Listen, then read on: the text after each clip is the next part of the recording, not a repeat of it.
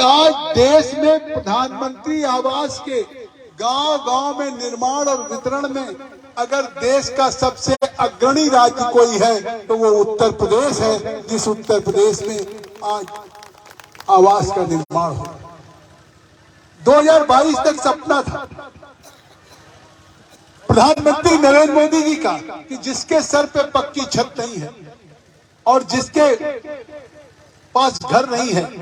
हम कन्याकुमारी से कश्मीर तक ऐसे एक एक, चाहे वो किसी भी जाति और बिरादरी का हो। प्रधानमंत्री मोदी जी ने जब 2014 में शपथ लिया, भारत की उस संसद के चौखट पे पहुंचे, भारत की पार्लियामेंट के उस दहलीज पे पहुंचे, तो उस भारत की दहलीज पे पूरे देश को जो उन्होंने संदेश दिया, सबसे पहले कहा ये भारत में तमाम मंदिर मस्जिद हो सकते हैं, लेकिन लोकतंत्र का कोई सबसे सर्वोच्च मंदिर है तो वो भारत की पार्लियामेंट है, भारत की लोकसभा। क्योंकि भारत की पार्लियामेंट वाकई भारत के लोकतंत्र का सबसे सर्वोच्च मंदिर है, क्योंकि उसमें आप उस लोकतंत्र के मंदिर में जिसको चुनते हैं, न जाति उसमें होती है, न बिरादरी होती है, न फिरका होता है, न संप्रदाय होता है। एक सांसद चुना जाता है, एक विधायक चुना जाता है, तो सबके द्वारा चुना जाता है और वो पार्लियामेंट्री डेमोक्रेसी का सबसे बड़ा नुमाइंदा होता है और उसको उसका फर्ज होता है, उसका कर्तव्य होता है, उसका दायित्व होता है कि एक बार नुमाइंदगी में जब उसको आपका विश्वास मिल गया, आपका चुन करके आपका सांसद या विधायक हो गया, तो वो उस क्षेत्र के विकास की जिम्मेदारी उसके कांधों पे होती है। उसके सामने न कोई जाति का सवाल होता है, न बिरादरी का सवाल होता है, न फिरके का सवाल होता है, न कोई ऊंच और नीच, न किसी जाति के नाम। और वही प्रधानमंत्री ने मंत्र दिया, सबका साथ सबका विकास। अगर उन्होंने कहा तो वो सबके साथ सबके विकास में आज 171 या जितनी भी आवास मिलने, कितने मिल रहे, 171 आवास जो मिल रहे हैं प्रधानमंत्री नरेंद्र मोदी जी के नेतृत्व में, प्रधानमंत्री आवास उत्तर प्रदेश में योगी आदित्यनाथ जी के मुख्यमंत्रित्व में आज के अवसर पर जो 171 मिल रहा है, ये पहली बार आजादी के बाद हो रहा होगा कि वो 171 सभी जात बिरादरी के लोगों को आवास मिलने का काम हो रहा होगा, जिनके सर पे।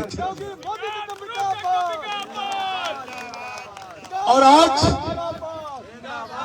जहां बरसों से गांव में कभी एक आवास आ गया, कभी 1.5 आवास आ गया, औसत होता था साल 2-2 साल में।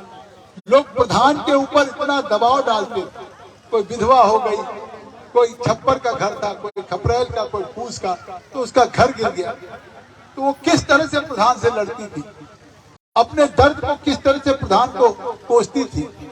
हम लोग रोज गांव घूमते हैं, जिसका आवाज नहीं होती थी, जो अधिकार पूर्वक बुजुर्ग होता था, बुढ़िया होती थी,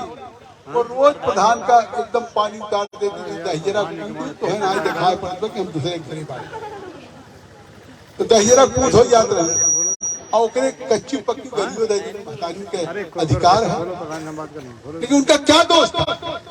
जब उनके पास कोई आवास नहीं आ रहा था तो प्रधान जी बेचारे कहां से देते? लेकिन प्रधान जी इस लोकतंत्र ही है, ये प्रजातंत्र है कि अगर प्रजातंत्र में आपने प्रधान को चुना, चाहे क्षेत्र पंचायत चुना, जिला पंचायत चुना, प्रमुख चुना, विधायक चुना, सांसद,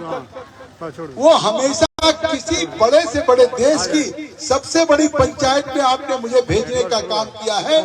लेकिन हम भी आपके लिए उतने ही जवाबदेह जिम्मेदार हैं जितना आपका प्रधान आपके लिए जिम्मेदार है, उतना आपका सांसद भी आपके लिए जिम्मेदार है।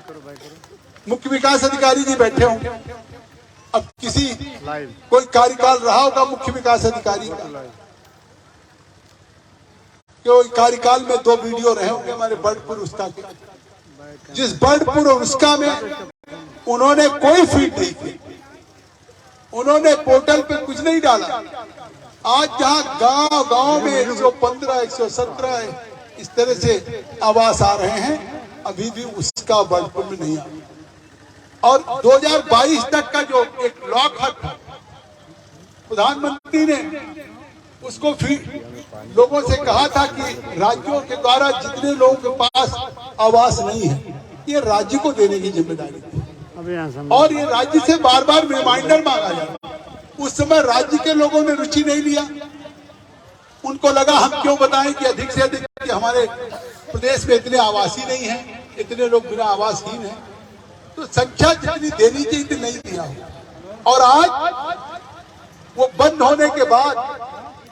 अब जब आवास की बात उठती है तो यकीन करिए लाल किले के प्राचीर से जो 2022 तक कहा था, उस समय जो भी राज्यों ने सूचना दिया, उन राज्यों की एक एक सूचना पे एक एक आवास स्वीकृत हो गया। लेकिन अगर सांसद जैसा अभी लवकुश ने कहा कि बाढ़ की बात उठाई,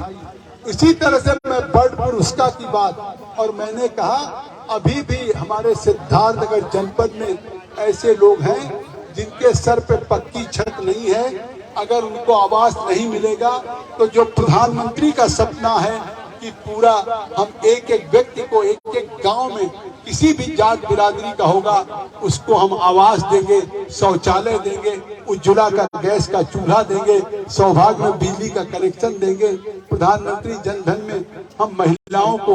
500 देंगे, या हम साल में 2 बार मुफ्त गैस का सिलेंडर देंगे, या हम प्रधानमंत्री किसान सम्मान निधि में 6,000 रुपया देने का काम करेंगे। तो ये बात जो सपना है, अगर इसके बाद हम लोग जब गांव में घूमते थे तो आप यकीन करिए कुछ लोग कहते थे साहब हमको अभी भी आवास नहीं मिला, और अपना हाथ पकड़ के जब वो घर दिखाते थे तो लगता था इनके साथ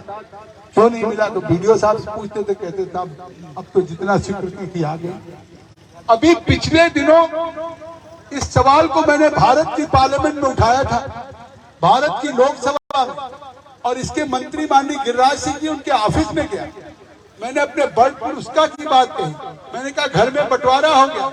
एक आवास एक भाई के पास चला गया, दूसरा भाई छप्पर डाल के रह रहा। तो आखिर ये तो कंटिन्यूअस अनवरत प्रक्रिया होनी चाहिए। अब अगर आप कह देंगे हमने लॉक कर दिया, अब हम 2022 तक जितना आवास देना था 2022 तक ही हम देंगे, तो आप भविष्य में फिर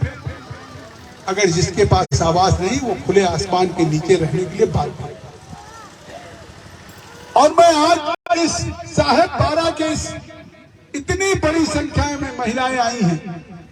इतनी बड़ी संख्या में प्रधान आए हैं, हमारे सम्मानित नौजवान भाई आए हैं, बुजुर्ग आए हैं। अभी पिछले हफ्ते प्रधानमंत्री श्री नरेंद्र मोदी ने उत्तर प्रदेश के आवास के लिए 1-2 करोड़ नहीं, 100-200 करोड़ नहीं, 1000-2000 करोड़ नहीं, 10,000 करोड़ उत्तर प्रदेश को प्रधानमंत्री आवास के अंतर्गत स्वीकृति करने का कार्य।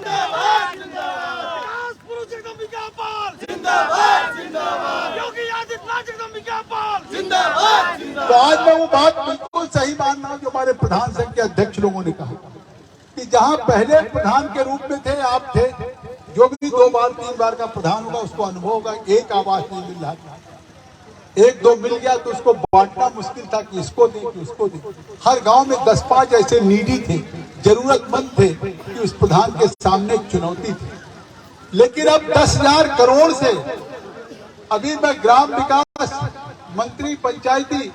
उप मुख्यमंत्री श्री केशव प्रसाद मौर्य जी के साथ बैठा था और मैंने जब इसका उल्लेख किया तो उन्होंने कहा जगदम्बिका जी अब उस 10,000 करोड़ में हम 46,67,000 और प्रधानमंत्री आवास देने का काम उत्तर प्रदेश में करेंगे।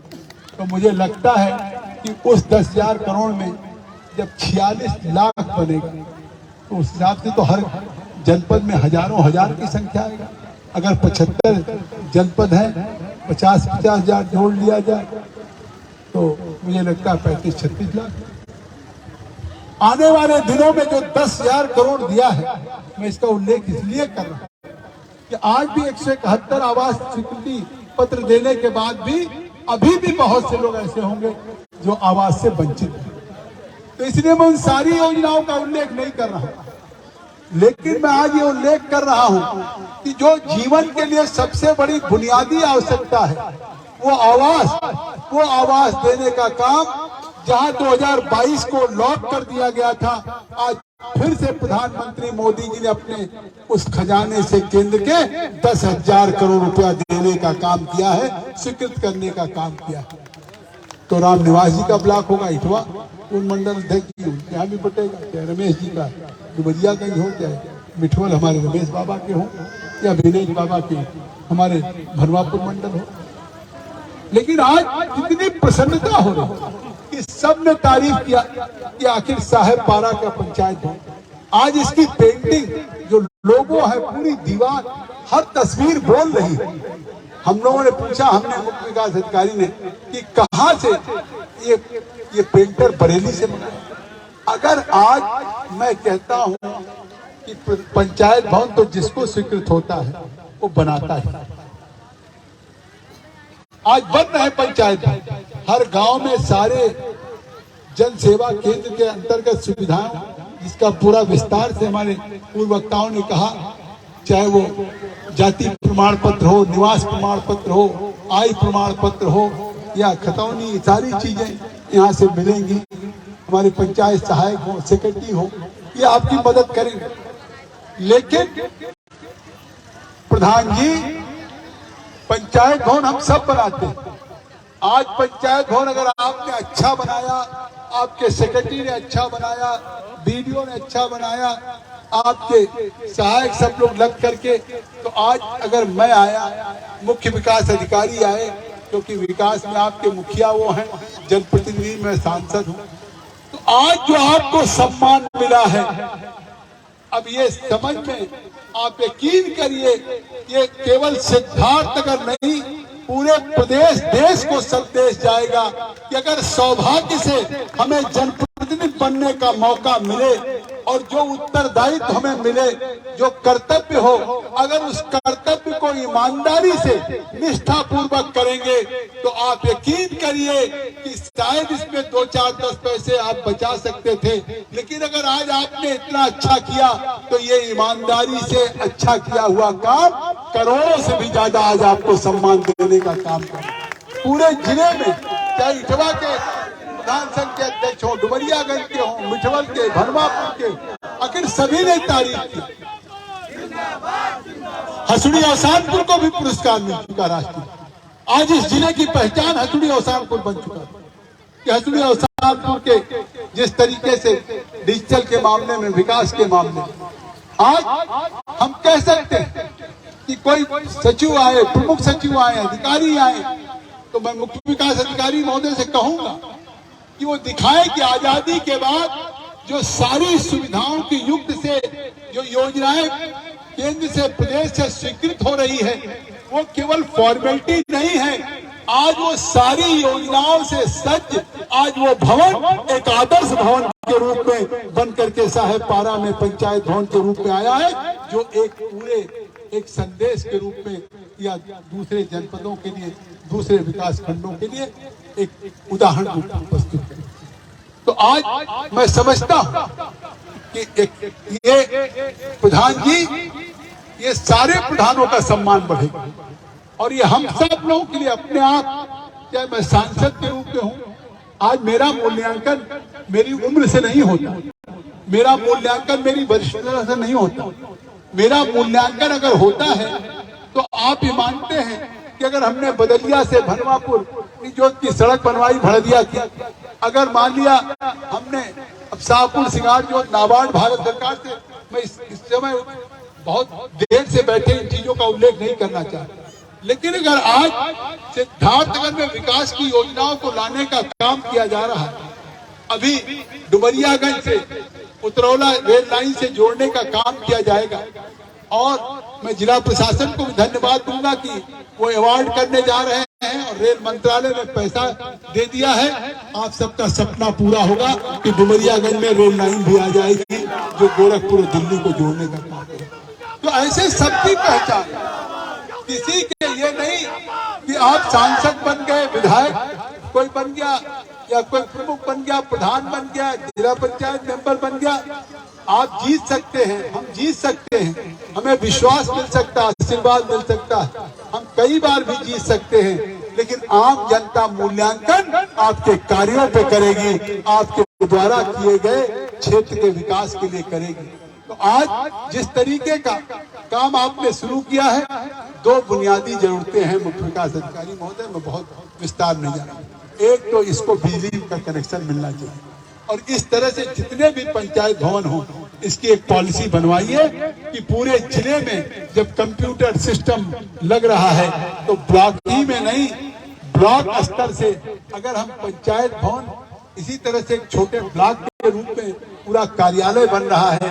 चाहे सेक्रेटरी का, सहायक का, सबके बैठने का, स्वयं सहायता समूह की हमारी बहनें आएंगी, स्वयं सहायता समूह की बहनें भनवापुर में बहुत अच्छा काम कर रही है। इसके लिए एक बार जोरदार तालियों हमारी बहनों के लिए बजना चाहिए कि आज ये लोग कई क्षेत्र में, चाहे मछली पालन का क्षेत्र हो, हमारी भनवापुर की बहनें स्वयं सहायता समूह की हो, या और हमारे तमाम कोविड के दौरान रहे हों, इन्होंने मास्क बनाने का काम किया, पीपी किट बनाने का काम किया, या लगातार धोना पत्ता से लेकर के बहुत से काम स्वयं सहायता समूह कर रहे हैं। अगर गांव की इकोनॉमी को, गांव की अर्थव्यवस्था को, पूरे गांव में हर परिवार को अगर आर्थिक रूप से संपन्न करने का काम और गांव में बच्चों के भविष्य को संवारने का काम, अगली पीढ़ी को दुनिया के विश्व गुरु के स्थान पे पहुंचाने का कोई काम करेगा तो ये स्वयं सहायता समूह की महिलाएं करेंगी, जो आज अपने घरों का भी दायित्व निभाती है, जो अपने घरों का भी दायित्व निभाती है, अपने परिवार के भी दायित्व को निभाती है, अपने बच्चे का पालन पोषण करती है, अपने पति, अपने सास ससुर, अपने माता पिता का ख्याल करती है, उन्हें दवा, उनको खाना, और उसमें से समय निकाल करके फिर स्वयं सहायता समूह जो हमारे जिले के द्वारा गठन किया जा रहा है, और गठित होने के बाद रिवॉल्विंग फंड देने के बाद उत्साह के साथ हमारी ये बहनें लग रही हैं। और जिस तरह से ट्रेनिंग में डिस्ट्रिक्ट मजिस्ट्रेट संजीव रंजन जी को, सीडीओ साहब को, कि आज लगातार इस बात की कोशिश हो रही है कि हमारा जिला स्वयं सहायता समूह में केवल सिद्धार्थनगर नहीं, प्रदेश का अग्रणी जिला बने, ये पूरी इस बात का प्रयास हमारा प्रशासन। आज हम गांव में अमृतसर सरोवर बनाने में भी यूपी में नंबर 1 पे, और आज उत्तर प्रदेश के भी तमाम जनपदों में नहीं हुआ। हम 270-72 अमृत सरोवर बना रहे हैं। इसी तरह जैसे ये पंचायत भवन है, ऐसे हमारे कई अमृत सरोवर कितने प्रधानों ने बनाया है, जो उत्तर प्रदेश में ऐसा कहीं नहीं है। मैं इसके लिए भी उत्तर प्रदेश के अपने इस जनपद के प्रधानों को बधाई देना चाहता हूँ। आज इससे इस जिले का सम्मान बढ़ा। तो मैं चाहूंगा कि आज इस जिले के सम्मान, इस जिले को विकास की ऊंचाइयों पर ले जाने का काम अगर बुनियादी तौर से इस पंचायती राज व्यवस्था में या त्रिस्तरीय प्रणाली में हो सकता है, तो ये व्यवस्था का काम सबसे पहले बुनियादी रूप से विकास का ये सम्मानित प्रधान करेंगे। तो इन प्रधानों के लिए भी मेरी शुभकामना है कि आज होड़ है, प्रतिस्पर्धा है। ये आज एक कार्यक्रम में हम लोग नहीं उपस्थित हुए हैं, बल्कि ये दूसरों को प्रेरणा देगा कि अगर आज साहेबपारा में सांसद जी, प्रमुख जी, हमारे सभी अधिकारी, प्रशासनिक मुखिया, मुख्य विकास अधिकारी, अगर हम सब लोग आए हैं, और सब लोग जीवन में चाहिए थे, जीवन में आदमी जो भी पुरुषार्थ से काम करता अपने यश के लिए, सम्मान के लिए, कीर्ति के लिए। तो आज मैं कहना चाहता कि इस यश कीर्ति में साहेबपारा ने इस पंचायत भवन को जिस तरह से बनाया है, एक 4 चांद लगाने का काम किया है। मैं बहुत बहुत शुभकामना देना चाहता हूँ 171 लोगों को जिनको आवास मिल रहा है, उनको भी बहुत बहुत बधाई देना चाहता हूँ। और आगे जिसके पास आवास नहीं है, उनको भी आवास की प्रक्रिया होगी, पोर्टल खुलेगा, क्योंकि 10,000 करोड़ मिला है, हर जिलों को आवास मिलेगा। योगी जी की सरकार है, मोदी जी की सरकार है, तो हर कुछ मुमकिन है। आप ये मत सोचिएगा कि उनकी सरकार में कोई बिना आवास के रह जाएगा, बिना शौचालय के, बिना उज्ज्वला गैस के चूल्हे के, कोई नहीं रह जाएगा। इसलिए मैं कहना चाहता हूँ, दूसरा, ये सड़क जो यहाँ की बहुत जरूरी है, उसको अभी मुख्य विकास अधिकारी से बात हो रही थी, उन्होंने कहा हम पीडब्ल्यूडी में रिपेयर करवाएंगे स्पेशल रिक्वायर, लेकिन मैं समझता हूँ कि पीडब्ल्यूडी के एक्सीएन से कह के इसको एक नव निर्माण के लिए अंजुड़ी बसावट में इसको जुड़वा के अभी ठीक से जुड़ा नहीं है, इसको नए सड़क के रूप में ले लें, जिससे कि आज अगर प्रधान ने अच्छा काम किया तो उस प्रधान को कम से कम प्रशासन और शासन हम लोग भी तोहफे के रूप में इस सड़क के निर्माण को देने का काम करें। जरूर आपकी सड़क बनेगी, जो सबसे बड़ी आपकी समस्या थी वो काम करेंगे। बात हो गई बिजली और ट्रांसफार्मर की, वो विकास अधिकारी जी थे कि वो इस पंचायत भवन को जोड़ने का काम करेंगे। बहुत बहुत धन्यवाद। जय हिंद, जय भारत। कई कार्यक्रम है, इसलिए मैं अपनी वाणी को धन्यवाद माननीय सांसद जी। हम मैं वीडियो साहब से आग्रह करूंगा कि क्रमशः